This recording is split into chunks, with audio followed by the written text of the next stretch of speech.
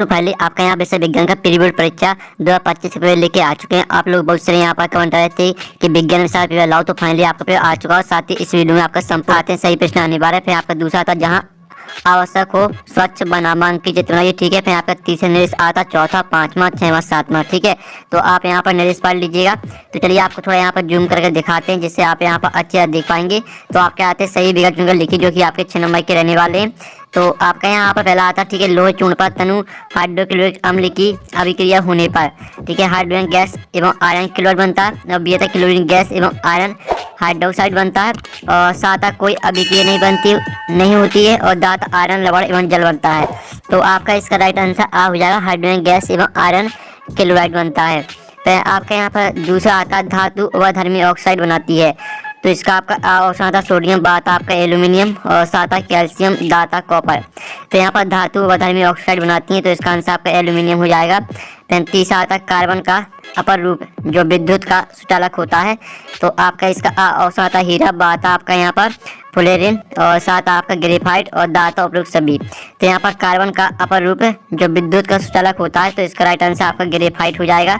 फिर आपका चौथा देख लेते हैं, समतल दर्पण की फोकस दूरी होती है। तो इसका आपका ऑप्शन आता 0, बात आपका अनंत, और साथ 25 सेंटीमीटर, और दाता -25 सेंटीमीटर। तो यहाँ पर समतल दर्पण की फोकस दूरी होती है।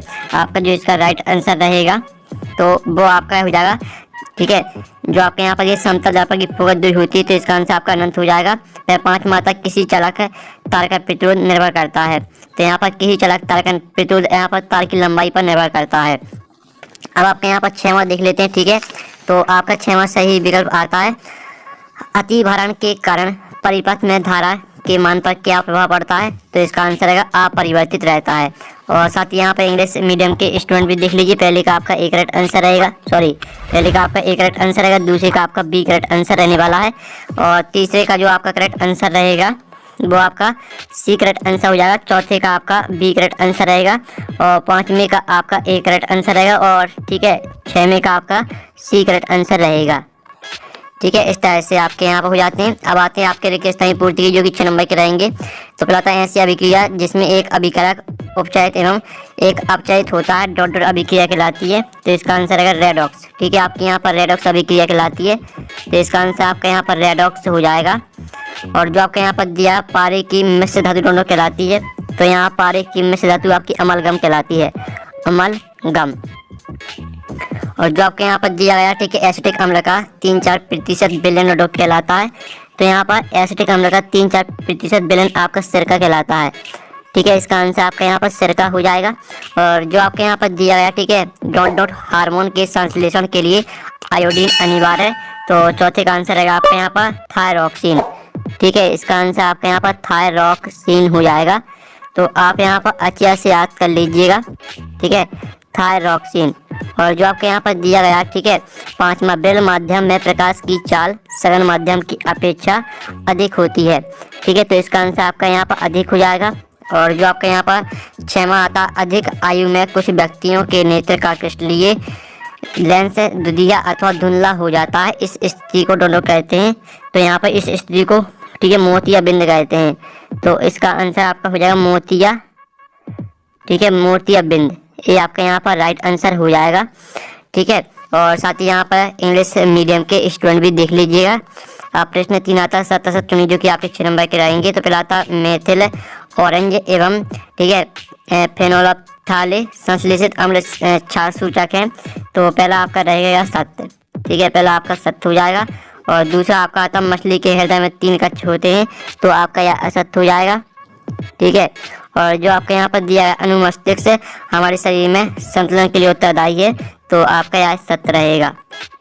और जो आपके यहाँ पर चौथा आता है, तो चौथा आप यहाँ पर देख लीजिए, जिन लक्षणों की वंशागति को नियंत्रित करते हैं, ठीक है। तो चौथा आपका असत्य रहेगा। और जो आपका 5वां आता, ठीक है, निर्वात में प्रकाश की चाल 3 × 10⁸ मीटर प्रति सेकंड है। तो 5वां आपका यहाँ पर सत्य हो जाएगा। और जो 6वां आता, विकिरण प्रकाश का वर्ण और विकिरण करने वाले कणों के साइज पर निर्भर नहीं करता। तो आपका असत्य हो जाएगा, ठीक है। इस तरह से आपके 7 असत्य रहने वाले हैं। और साथ ही यहाँ पर इंग्लिश मीडियम के स्टूडेंट देख लीजिएगा। अब आते हैं आपकी सही जोड़ी बनाई जो कि आपके 6 नंबर की रहेंगी। तो आपकी पहले आती है सोडियम हाइड्रोक्साइड, ठीक है। तो सोडियम हाइड्रोक्साइड को आपको किससे मैच करना है, तो सोडियम हाइड्रोक्साइड को आपको मैच कर देना है, हम बता देते हैं। ठीक है स्टूडेंट, सोडियम हाइड्रोक्साइड को आपको किलो क्षार अभिक्रिया से मैच कर देना है। और जो आपकी आती है इंसुलिन, तो इसको आपको नर हार्मोन से मैच कर देना है। सॉरी, जो आपकी इंसुलिन है इसको आपको हम बाद में मैच करें। जो आपकी टेस्टोस्टेरोन है इसको आपको मैच कर देना है नर हार्मोन तीसरी। ठीक है, और मेंडल के प्रयोग, तो इसको मटार का पौधा से मैच कर देना है।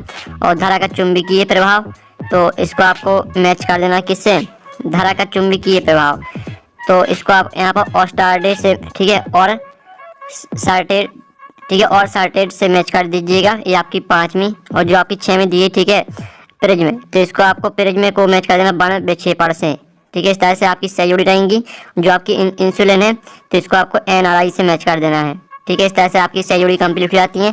अब इंग्लिश मीडियम की स्टूडेंट देख लीजिए, आप प्रश्न 5 आता है एक शब्द वाक्य मतलब लिखिए जो कि आपके 6 नंबर के रहेंगे। तो पता है एक रेजिया क्या है, तो यहाँ पर ठीक है सांद्र HCl और सांद्र नाइट्रिक अम्ल के 3:1 के अनुपात को ताज़ा मिश्रण को एक्वाराइजा कहते हैं। ठीक है, आप फिर से देख लीजिए। ठीक है, सांद्र HCl और सांद्र नाइट्रिक अम्ल के 3:1 के अनुपात को ताज़ा मिश्रण को एक्वाराइजा कहते हैं। फिर आपका था अनुवांशिक लक्षणों की वंशागति के नियम किसने दिए, तो इसका जो आंसर रहेगा आपका, इसका आंसर होगा ग्रेगर जॉन मेंडल। ठीक है, आप यहाँ पर देख लीजिए ग्रेगर जॉन मेंडल, ये आपका यहाँ पर आंसर रहने वाला। ठीक है, ग्रेगर जॉन मेंडल।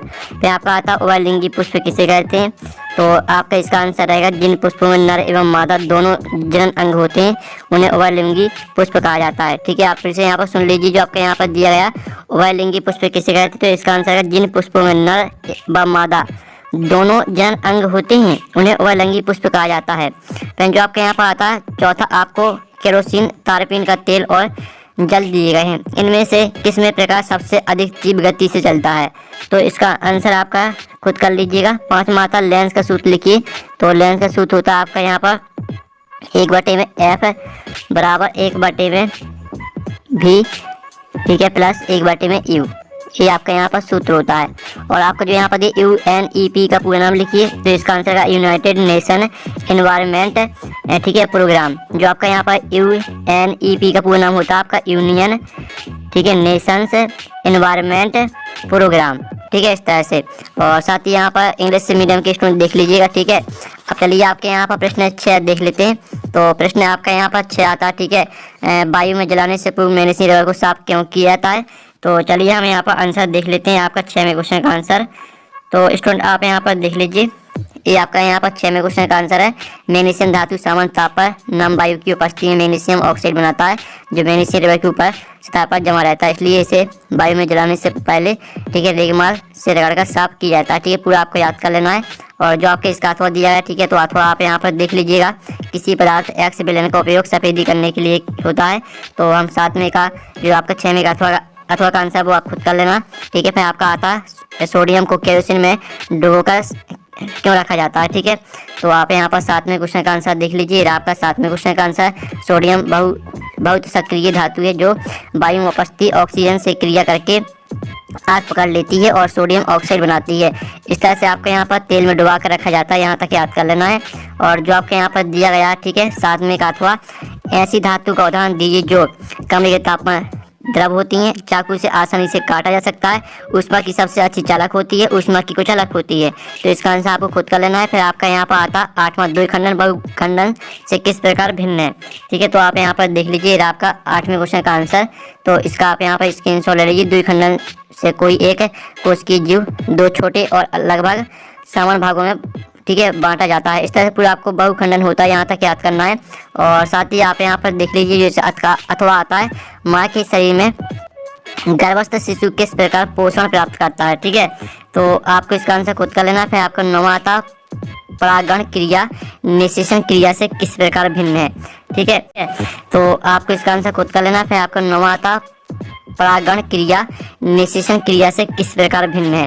ठीक है, तो इसका आंसर आपको अंतर लिखना है। ठीक है, परागण और निषेचन में आपको अंतर लिखना है। तो ये आपके 3 अंतर दिए हैं। ठीक है, तो 3 अंतर को आपको याद कर लेना। परागकणों का पुंकेसर से बढ़ती कागज तक पहुंचने की क्रिया परागण कहलाती है और नर तथा मादा युग्मकों का मिलना जायगोट बनने की प्रक्रिया को निषेचन कहते हैं। तो इस तरह से तीनों अंतर आपको याद कर लेना है। ठीक है। और जो आपका यहाँ पर इसका अथवा आता है तो अथवा आप यहाँ पर खुद कर लीजिएगा। फिर आपका 10वां क्वेश्चन दिया गया जो, ठीक है, अंतिम पंक्ति में बैठे किसी विद्यार्थी को श्याम पत्र पढ़ने में कठिनाई होती है, यह विद्यार्थी किस दृष्टि दोष से पीड़ित है, इसे किस प्रकार संशोधित किया जा सकता है। ठीक है, तो हम यहाँ पर देख लेते हैं आपका 10वें क्वेश्चन का आंसर। ठीक है, इस अवस्था में विद्यार्थी निकट दृष्टि रोग, ठीक है, मायोपिया से पीड़ित है, उसे उचित क्षमता के अवतल लेंस से संशोधित किया जा सकता है। ये आपका आंसर रहेगा। फिर आपका यहाँ पर देख लेते हैं, ठीक है, आपका 10वें का अथवा आता है तो इसका आंसर आप खुद कर लीजिए। फिर आपका 11वां क्वेश्चन देख लेते हैं। तो जो आपका दिया स्वपोषी पोषण के लिए आवश्यक, ठीक है, परिस्थितियों कौन सी हैं एवं उनके उत्पाद क्या हैं। तो आप यहाँ पर 11वें क्वेश्चन का आंसर देख लीजिए। ये आपका 11वें क्वेश्चन का आंसर है, तो इसका भी आप स्क्रीनशॉट ले सकते हैं। और जो आपका 11वें का अथवा था, पदार्थ में जल एवं खनिज लवणों का सामान्य बहन किस प्रकार होता है।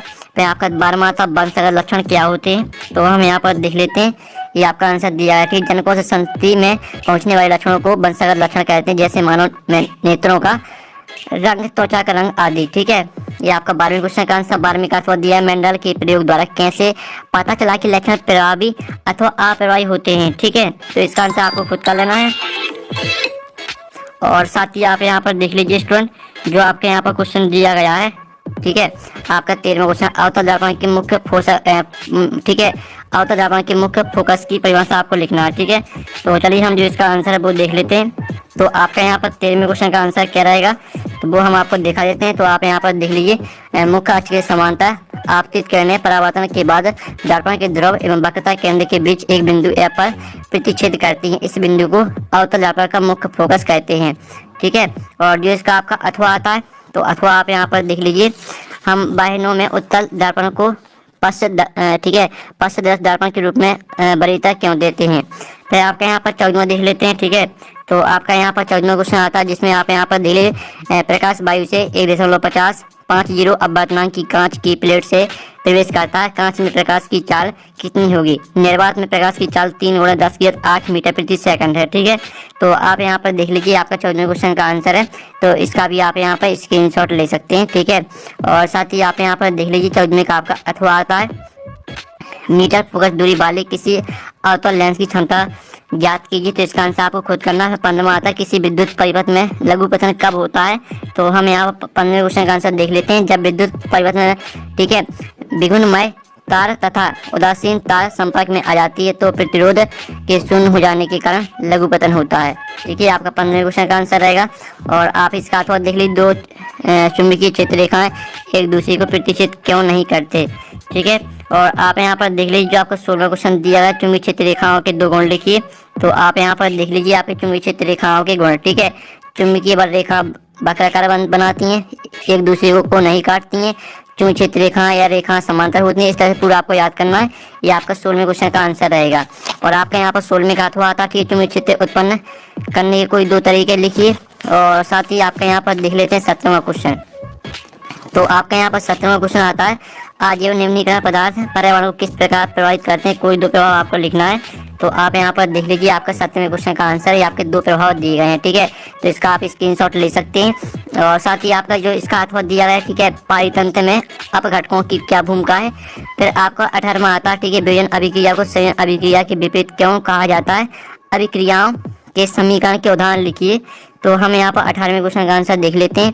तो ये रहा आपका 18वें क्वेश्चन का आंसर। ठीक है, इसका आप स्क्रीनशॉट ले सकते हैं। और साथ ही आप यहाँ पर देख लीजिए, इसका अथवा दिया गया, श्वसन को ऊष्मक्षेपीय अभिक्रिया कहा जाता है, क्यों। ठीक है, तो इसका आंसर आपको खुद कर लेना है। फिर आपका आता है, तंत्रिका कोशिका का नामांकित चित्र बनाइए। तो आप यहाँ पर देख लीजिए, आपका तंत्रिका कोशिका का नामांकित चित्र। ठीक है, तो इसका आप स्क्रीनशॉट ले सकते हैं। और जो आपके यहाँ पर दिया गया है, प्रतिवर्ती क्रिया को स्पष्ट कीजिए। तो इसका आंसर आपको खुद कर लेना। फिर आपका 20वां आता है, ओम के नियम को समझाइए एवं उसका गणितीय रूप लिखिए। तो आप यहाँ पर देख लीजिए, आपका ओम का नियम दिया गया है। ठीक है, और आप इसका यहाँ पर इतना स्क्रीनशॉट और ले लीजिए। ठीक है, तो आपने स्क्रीनशॉट यहाँ पर ले लिया होगा। ये आपका 20वें का अथवा का आंसर है। ठीक है, ये आपका हमने 20वें का अथवा का आंसर करा दिया है। जो आपका 21वां क्वेश्चन दिया गया है, तो 21वां क्वेश्चन आप यहाँ पर देख लीजिएगा। और साथ ही 21वें क्वेश्चन में जो आपका यहाँ पर दिया, परख नली ए एवं बी में समान लंबाई, इस तरह से आपका दिया गया। ठीक है, तो आप यहाँ पर देख लीजिए, आपका 21वें क्वेश्चन का आंसर। तो इसका भी आप स्क्रीनशॉट ले लीजिएगा। और साथ ही आप 21वें का अथवा देख लीजिए, एक गोला ताजे दूध में थोड़ा बेकिंग सोडा मिलाता है। ठीक है, इस तरह से आपका यहाँ पर दिया गया है। तो आप यहाँ पर देख लीजिए, इसका आंसर आपको खुद कर लेना है। फिर 22वां आपका देख लेते हैं। तो 22वां क्वेश्चन आपके यहाँ पर दिया गया, ठीक है। 22 में कहा हुआ साबुन एवं अपमार्जक में आपको कुछ 4 अंतर लिखने हैं, ठीक है। तो आप यहाँ पर देख लीजिए, आपके साबुन अपमार्जक में 4 अंतर, पहले आप 2 अंतर देख लीजिए, फिर इसके बाद 2 अंतर और, ठीक है। तो इस तरह से आपके साबुन और अपमार्जक में 4 अंतर यहाँ पर हो जाते हैं। और जो आपका 23वां क्वेश्चन दिया गया, जिसमें आपको यहाँ पर, ठीक है, मनुष्य के पाचन तंत्र का नामांकित चित्र बनाना है। तो ये आपका मनुष्य के पाचन तंत्र का नामांकित चित्र, ठीक है। तो स्क्रीनशॉट आप ले सकते हैं। तो पूरा प्रयोग हमने कंप्लीट करा दिया। ओके, तो हम नेक्स्ट वीडियो में, थैंक्स फॉर वॉचिंग।